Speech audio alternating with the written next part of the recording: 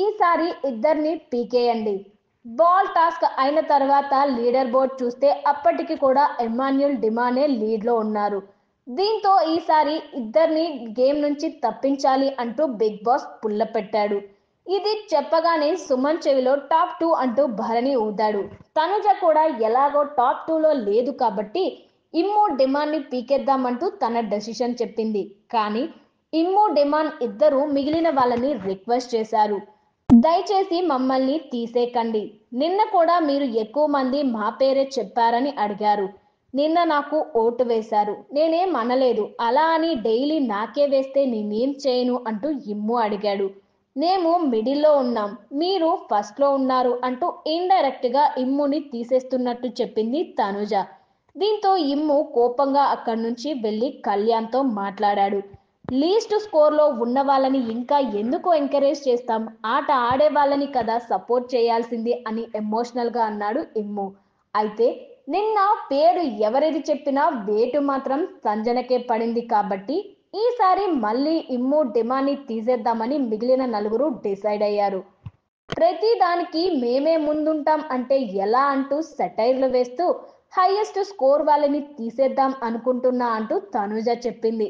దీనికి demon first 2లో ఒకరిని లాస్ట్ 2లో ఒకరిని తీసేయండి అని చెప్పాడు. దీనికి తనుజ లాస్ట్ 2 వాళ్ళు ఏం పాపం చేశారు అంటూ సంజన సుమన్లని ఏదో సపోర్ట్ చేస్తున్నట్లు మాట్లాడింది. అయితే మీరు గెలిస్తే అడగరా మమ్మల్ని తీయొద్దని, నువ్వు గెలిస్తే కూర్చుంటావా అడగకుండా అని సూటిగా కరెక్ట్ పాయింట్ అడిగాడు డిమాన్ తనుజని. అడుగుతా అని తనుజ అంటే ఇప్పుడు నేను చేస్తుంది అదే కదా అని తనుజకి కౌంటర్ ఇచ్చాడు డిమాన్. గేమ్ అర్థం చేసుకోకుండా సంజన బ్లాస్ట్. మరోవైపు ఎక్కడ తనని మళ్ళీ గేమ్ నుంచి తప్పిస్తారోనని సంజన ముందే బ్లాస్ట్ అయింది. అయినా కానీ తనని తాను కాపాడుకోవడానికి డిమాండ్ ట్రై చేశాడు. దీంతో సంజన ఫైర్ అయింది. నేనే కనిపిస్తున్నానా ప్రతిసారి టార్గెట్ చేయడానికి, నన్ను వదిలేయండి, 10 వారాల నుంచి నేను భరిస్తున్నా అని సంజన ఏదేదో మాట్లాడింది. మీరే స్టార్ట్ చేస్తున్నారు, అసలు మీకేం అర్థం కావట్లేదు, అక్కడ కూర్చొని ఉండిపోతున్నారు. 50,000 పాయింట్లు మీకు ఇచ్చేందుకు సపోర్ట్ చేసింది నేను ఎమాన్యుల్ అన్న, అయినా సరే నువ్వు మాకు ఓటేస్తున్నావు, అది నీ గేమ్ అంటూ డిమాండ్ ఫైర్ అయ్యాడు. దీనికి సమాధానం ఇవ్వకుండా గేట్ ఓపెన్ చేయడానికి బిగ్ బాస్ ని రిక్వెస్ట్ చేయండి, నేను వెళ్ళిపోతాను అంటూ సంజన అరిచింది. సెల్ఫిష్ గా ఆలోచించడానికి ఒక లెవెల్ ఉంటుంది ప్రతిదానికి. ఇంత సెల్ఫిష్ మనుషులతో బతకలేం అంటూ ఇమ్ము డిమాన్ ఇద్దరిపై నోరు జారింది సంజన. ఇమ్ముని పొగిడితే నీకేంటక్క, ఎలాగో ఇద్దరిని తీసేస్తారని తెలియడంతో డిమాండ్ కొంచెం తగ్గాడు.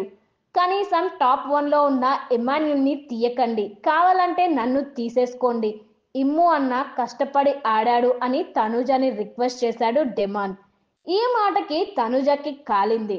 కష్టపడి ఆడొస్తే అనే మాట చెప్పకు డిమాండ్, ఇక్కడ ఎవరు కష్టపడకుండా చూడట్లేదు, మేము కష్టపడే వచ్చాం అంటూ తనుజ రెచ్చిపోయింది. నాకు బీపీ తెప్పిస్తాడు, ఇమాన్యుల్ ఒక్కడే కష్టపడి ఆడొచ్చాడా అంటూ తనుజ బీపీతో ఊగిపోయింది.